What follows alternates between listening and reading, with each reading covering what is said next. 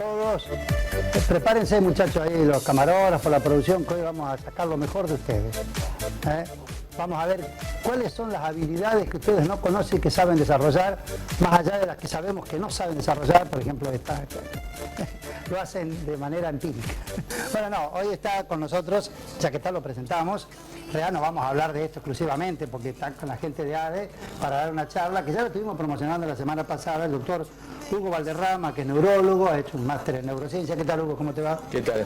¿Cómo le va? Saludarte. Un gustazo estar. En realidad, él está aquí por unas charlas que van a dar en ADE. El cerebro, la mejor herramienta ejecutiva, pero Pancho Ibáñez decía que todo tiene que ver con todo, y efectivamente, ¿no? Así como las neuronas, todo está vinculado, en la vida también.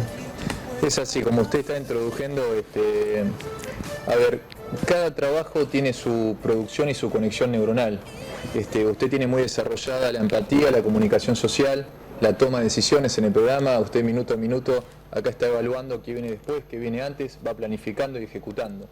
Eso va creando... ¿sí? Vos, además tenés dotes adivinatorias, porque ¿cómo sabés que yo hago todo esto la primera vez que venís al programa? Porque acá, normalmente los programas tienen 25 productores, acá nosotros nos manejamos, esto es un canal, ¿no es cierto?, relativamente chico, entonces sí, hacemos todo, ¿no? Hacemos la conducción, la producción, estamos atentos a las notas, al invitado, a lo mejor te diste cuenta por eso. Exactamente. Que le dije, bueno, cuando venga tal invitado se sienta acá, tal invitado se sienta allá. Exactamente. Para eso se necesitan determinadas funciones cognitivas, determinadas funciones mentales, que usted las tiene muy entrenadas, quizás por el año de experiencia que tiene en esto. Entonces va entrenando, por ejemplo, que se llama memoria del trabajo. La memoria del trabajo es una memoria de 8 o 7 segundos que trabaja con varias cosas al mismo tiempo, que se necesitan tener online para poder modificarlas. Y por otro lado, va entrenando lo que se llaman, por ejemplo, funciones ejecutivas puntualmente, que están acá adelante en el lóbulo frontal. El lóbulo frontal lo que hace es entender un problema o lo que haya que desarrollar en el trabajo, ejecutar una planificación sobre eso, qué viene antes, qué viene después. Después de que se ejecuta la acción, evaluarla, evaluar qué resultados tuvo, y todo eso se llaman funciones ejecutivas. Y ahora la neurociencia está cambiando los paradigmas y no solamente nos dimos cuenta que cómo empieza a trabajar esta máquina tan compleja que es el cerebro, sino que nos dimos cuenta que eso mismo que producimos, que es la mente, si podemos agrupar así esas funciones, también modifica a sí mismo el cerebro, o sea, se devuelve. Lo que usted va actuando acá, las decisiones que va tomando, repercuten directamente sobre su sistema neuronal y va creando conexiones nuevas. ¿Lo retroalimentan? Exactamente.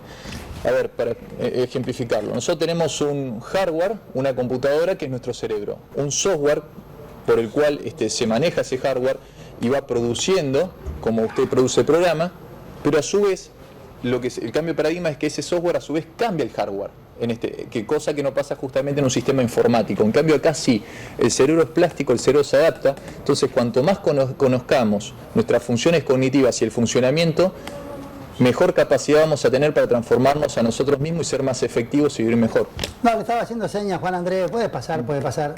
Adelante, Juan Andrés Fernández, director de ADE. Doctor Valderrama, ¿lo conoce? Sí, tenemos el gusto, seguro. No, viste que hay estos que hacen, ¿cómo es que antes eran monólogos, ahora son...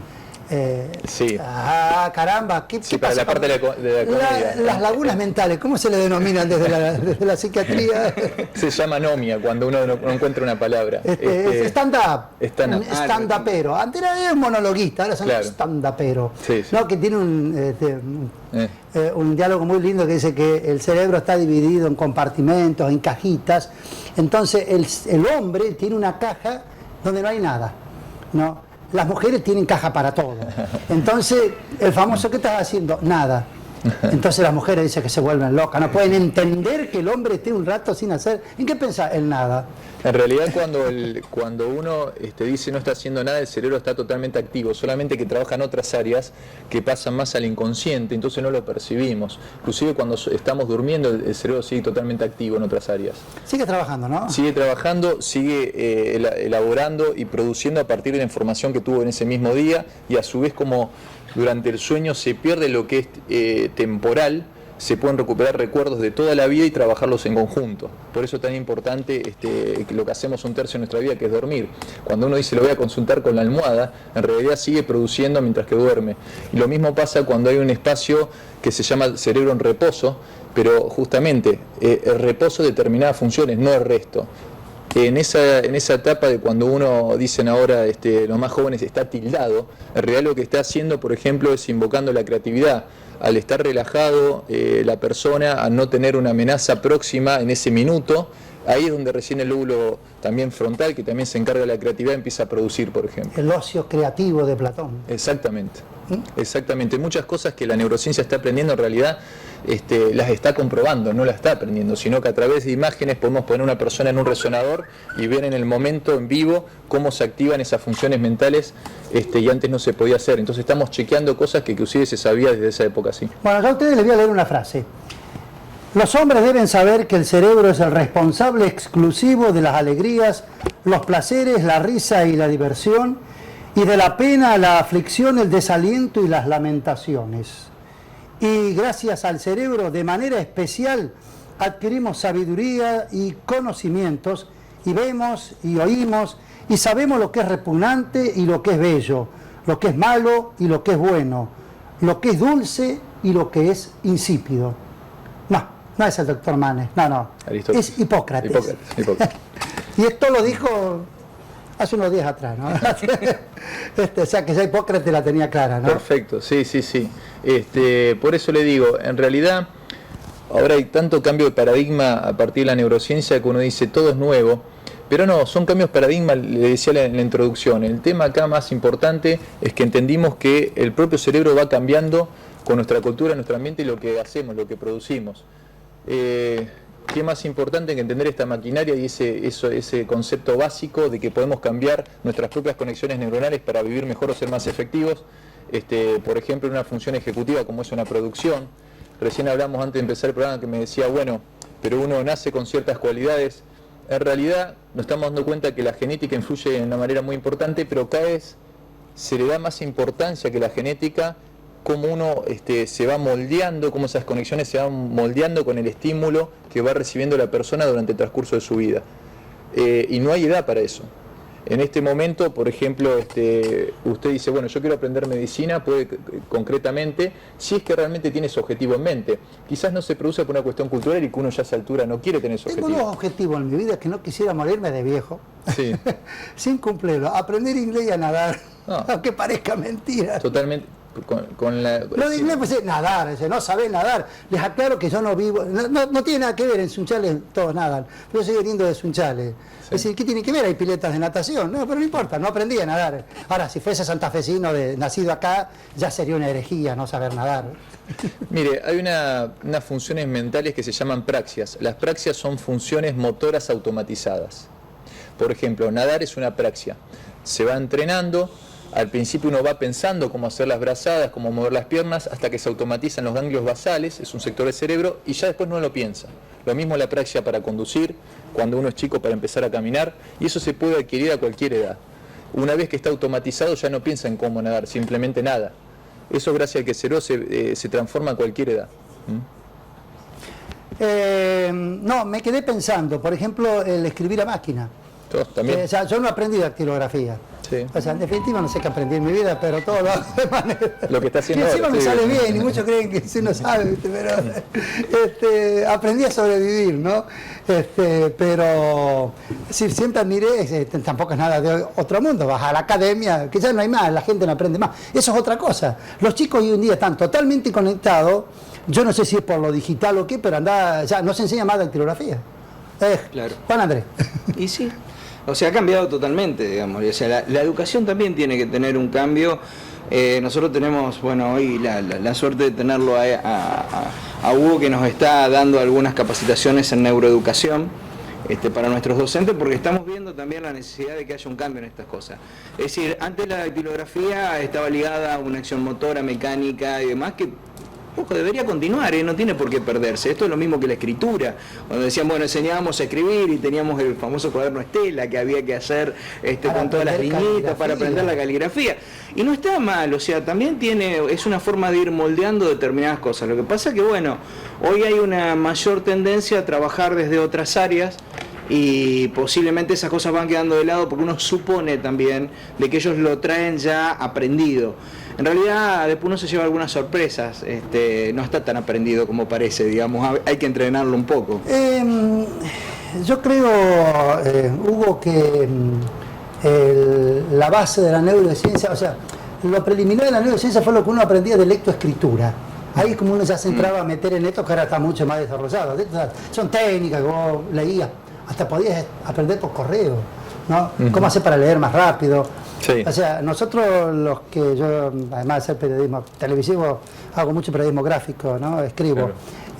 Y entonces uno para leer un artículo, leer un comentario, tenés que leer muchos diarios, que ahora lo lees por internet. ¿Cómo haces? Entonces vas sacando lo más importante, que ya eso lo haces de manera mecánica, sin darte cuenta.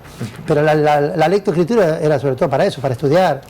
Mire, bueno, Andrés hace psicolingüística en la Católica, creo que él puede explicar eso mejor que yo, pero a ver, le doy un ejemplo. En Finlandia, hace poquito, un par de meses, a nivel estatal se está determinando que la escritura va a pasar, se va a seguir enseñando, pero se va a considerar más una cuestión artística. Mire lo que le digo. O sea, no el solo hecho de producir, sino que el escribir empieza a ser más arte que una cuestión eficiente. ¿Por qué? Porque quizás escribiendo con una computadora si vamos exclusivamente a la eficiencia, y sí, tengo menos errores, siempre se entiende la letra y además, está la disponible. máquina te corrige, ahí te transformás medio en bruto, ¿viste? Porque antes vos tenías que escribir con el diccionario a la par. ¿No? Ahora tenés el corrector de la computadora que te confías, pone vaca con B larga y te lo corrige. Claro. No, pero más allá de las correcciones en sí, no estoy diciendo que estoy a favor o en contra porque es un tema que justamente está trayendo mucha discusión a nivel mundial. Lo importante es que los estímulos tengan un balance. No, si nosotros solamente tenemos en el chico la tecnología puntualmente y no dejamos un área para que produzca por sí mismo lo que quizás en algún futuro genere tecnología o mejores tecnologías o produzca arte o tenga abstracción, hay un sector de cerebro muy importante que sirve continuamente hasta para un desafío productivo que es más importante que la capacidad de abstracción, de entender los problemas de fondo, los problemas más complejos y no en la cuestión técnica como te puede llevar dejar de escribir a mano y dejar el arte. Si hay algo bueno que tuvo, yo sé que no va a coincidir el ministro conmigo, pero si hay algo bueno que tuvo el tarifazo es que nos enseñó a ahorrar. Porque ya veníamos medio dispendiosos, ¿viste? Cuando las cosas te las regalan, vos para qué te vas a cuidar si viene de arriba. Es una condición innata del ser humano, ¿no? ¿Para qué los vamos a cuidar si te está regalado? Sí, pero es muy interesante, lo que usted está planteando es una medida a largo plazo. Y las medidas a largo plazo son esenciales en la capacidad de razonar para el ser humano. Nos diferencia justamente de aquel ser vivo que no tiene esa capacidad. Si nosotros tenemos funciones ejecutivas bien elaboradas, empieza a predominar siempre la razón sobre una cuestión emotiva a corto plazo.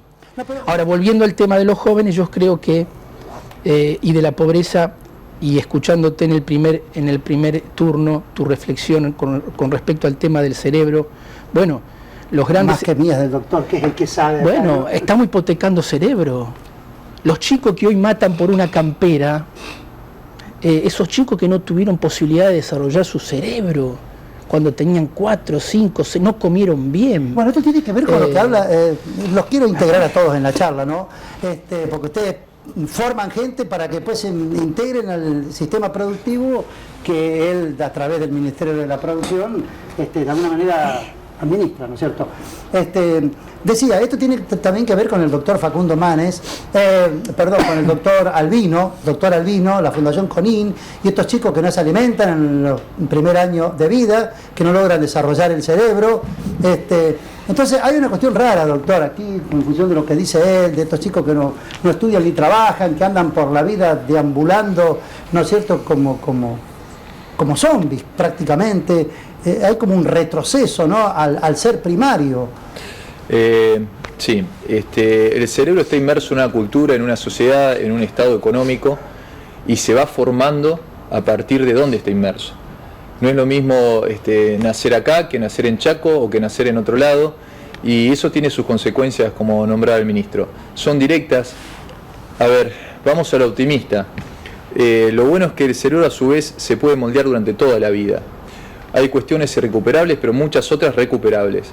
Entonces, si tenemos la posibilidad de establecer estrategias a corto plazo para aquel cerebro que está sufriendo necesidades básicas, como por ejemplo la nutrición o el estímulo básico que puede tener en un colegio primario, establecer medidas para apagar el incendio, perfecto, hay que aplicarla ya, pero a su vez tener una visión a largo plazo para decir, bueno, aquellos que recién ahora están naciendo, son de la nueva generación, crear de acá a 5 o 10 años una educación y un estímulo para ese cerebro digno, porque ni siquiera digo de avanzada, por lo menos cumplir con las cuestiones dignas para el ser humano. A partir de ahí, recién las funciones cognitivas más complejas tienen el paso libre para una producción mayor. Había quedado una pregunta pendiente para los tres, ¿no? Dentro de lo que es todo este esquema educativo, productivo, del conocimiento, estamos en la sociedad del conocimiento. El ministro hablaba de cómo tiene que encararse el nuevo paradigma productivo, ¿no? Arrancar desde lo local, desde las industrias nacionales, ¿no? Cómo producir cómo industrializar lo que uno produce en los pueblos, y cómo capacitamos, cómo generamos la educación para eso. En realidad está habiendo un cambio de paradigma muy grande en la educación. Hoy tenemos generaciones enfrentadas en este momento que están compartiendo el mismo territorio. Sí, tenemos generaciones con una cultura, con una visión de este viejo paradigma capitalista del tener, del éxito, que no es el que tiene, por ejemplo, la nueva generación, la generación millennial, que es la que se está educando y la que se está preparando para lo que viene. Está la intermedia, esa que en parte está en la cuestión del tener y en la cuestión de lograr algunas cuestiones, pero que en realidad tampoco está muy convencido de que las cuestiones pasen por el poder. Entonces hoy estas generaciones conviven territorialmente y sobre todo en las grandes ciudades. Está generando conflictos para sostener el empleo, porque evidentemente estos nuevos jóvenes que acceden al empleo no les interesa permanecer 20 o 30 años en una empresa, no lo tienen ni en vista, no se imaginan una jubilación a futuro dentro de una misma empresa, tienen más bien la idea de generar sus propios proyectos, de trabajar con cierta flexibilidad, de tener objetivos totalmente propios que estén ligados a satisfacciones de cuestiones de placer, o sea, de cosas que sean, digamos, el trabajo para vivir, para disfrutar, no una cuestión para vivir, para trabajar. Y evidentemente uno empieza a recorrer el interior y nosotros tenemos la ventaja que en nuestro anexo en Gobernador Crespo estamos dando una carrera que ahora este año la empezamos a dar en Santa Fe, que es la Tecnicatura Superior en Economía Social y Solidaria orientada al desarrollo local, que tiene mucho que ver con lo que planteaba el ministro. Empezar a crear un poco la conciencia de que lo que se necesita es una economía más solidaria. Una economía que apunte a los índices de felicidad, digamos, lo que tiene que ver con la que a la gente le hace bien. El no salir de tu lugar donde tenés tu familia, el no tener que trasladarte a las grandes ciudades, el poder generar proyectos que sean viables en tu lugar, proyectos de servicio, culturales, sociales, económicos, productivos, que sirvan para potenciar la región, que desarrollen localmente. Entonces, ¿cómo se hace esto de la educación? Generando gente con capacidad de generar proyectos, o sea, emprendedores, empezar a ver, a utilizar el potencial que tienen estos grupos jóvenes que están en este momento educándose para generar ideas, para generar proyectos. Son gente que estos jóvenes tienen una gran sensibilidad, están muy atentos a las cuestiones que pasan socialmente, a sus problemáticas, conviven con ellas y por ahí desaprovecharlas para, digamos, generar esquemas o modelos viejos, en lugar de hacerlos participar para generar nuevas ideas acorde a lo que ellos están viendo, que hay una necesidad que hay que atacar y que hay que tratar de solucionar, es un error. Entonces, hoy en la educación tenemos que dar una mirada distinta, generar todo a partir de esas emociones que se conecten con la experiencia, donde los contenidos tengan una relación en función de los objetivos que ellos tienen. Y es un desafío muy grande de parte nuestra formar gente ¿Me así. permite? ¿Cómo era esto, Hugo, de que en Alemania preparan a los jóvenes de acuerdo a lo que necesitan? Sí, a ver, un par de cuestiones básicas que cambiaron el mundo, porque directamente ya cambiaron. Algunos países están cambiando, otros ya cambiaron. Primero, que lo que decíamos del conocimiento. Por ejemplo, Estados Unidos, de la Academia General que regula las investigaciones de Estados Unidos, la Academia Científica Americana, lo que hace es directamente, como si fuese un decreto, decirle al neurólogo, al neurocientífico y al resto de las ciencias que sí o sí tienen que estar en comunicación con el docente. Es una obligación de ellos transmitir una forma que el docente entienda que han descubierto, trabajar en equipo. Lo mismo con la producción, como es en la educación, lo mismo con el sector económico. Hay estudios a través del cual, por ejemplo, están hablando de la felicidad. Uno establece en masa a nivel mundial. Por ejemplo, un estudio más grande se hizo en Estados Unidos, que se sabe que ya viene hace 30 años estudiándose, que a partir de determinado monto y capital, cubiertas necesidades básicas, y hay unas cuestiones puntuales de placeres, ya la persona no es que es más o menos feliz, sino que entra de un promedio, que tengas esto es lo mismo, lo importante es tener esto. Entonces, todas esas cuestiones que estudia la ciencia se basan en una planificación global. Y lo que yo estaba explicando recién es que decíamos que qué hacemos con esas personas que sobran, por ejemplo, médicos, quizás hay muchos abogados, hay muchos, y lo que hacen los países es planificar a largo plazo. Entonces, esto es para un debate muy largo, pero puntualmente, ¿qué está haciendo Alemania? Vos vas juntando puntaje en la secundaria, a partir del puntaje que vas sacando, tenés tantas posibilidades de inscribirte en una carrera u otra. Por ejemplo, necesitamos 500 abogados para el país. Bueno, yo me esmeré a tal punto y tengo tal opción, depende de mi puntaje, de elegir esa carrera. O quizás elegir la última en la lista que me guste, que es otra, que se necesita menos. Entonces, no significa que sea ese sistema. Lo que sí es importante es que el conocimiento, las estadísticas, la forma de vivir un país tiene que estar continuamente con la producción y la educación, no puede estar por separado. Como están haciendo ahora, por ejemplo, del tema de las encuestas, los test de aprender, creo que se llama, de que están tanto en discusión ahora, es básico tener conocimiento, aunque sea en screening y estandarizado, al revés, para no discriminar y que todos tengan esa posibilidad de responder y mostrar la demanda de un sistema educativo quizás que en un sector que no anda. Sí o sí hay que mostrarlo. Primero tener el conocimiento de cómo está funcionando el país para empezar a implementar acción a largo plazo. Bueno, doctor, le pido la placa de ADE. Tenés un minuto para venderme la charla del cerebro, la mejor herramienta. Sí, porque me hicieron señas que me quedan 3, ya vamos por los 2,5. Bueno, esto surgió justamente, fue una alternativa que queremos brindarle a la gente que está en las áreas dirigenciales, o sea que tienen que ver con, o que aspiran a puestos de dirigencia, de conducción, que tienen equipos a cargo, gente que ya tiene empresas o emprendimiento. Nos pareció muy interesante brindarle información acerca de todo lo que pueden hacer, digamos, a partir de lo que tienen naturalmente con su cerebro, que creo que esa es la base, ¿no? Tratar de entender que uno debe primero acondicionar ese cerebro desde el punto de vista de la salud para después poder hacer un aprovechamiento que le permita realmente poner en juego funciones cerebrales que van a ser realmente productivas. Bueno, yo le digo a ustedes que la charla, a ver, muéstrame a mí ahora, la charla aquí la va a dar él.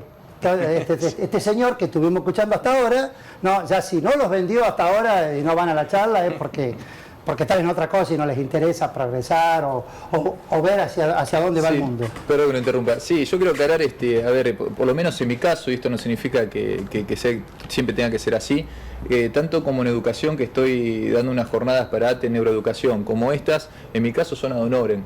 Yo no trabajo, por lo menos hasta ahora fue ad honorem, entonces lo que quiero decir es que realmente me interesa trabajar en equipo y con un objetivo para el país, más allá de que después tenga mis trabajos particulares como médico o en mi instituto. Entonces, creo que tiene que haber un compromiso, no solamente por salir en la tele y hacer una ley, sino que realmente un compromiso de trabajar en equipo como argentinos por el país. Y yo me siento identificado con eso. No para mostrarme, sino para realmente decir que no quede en una palabra.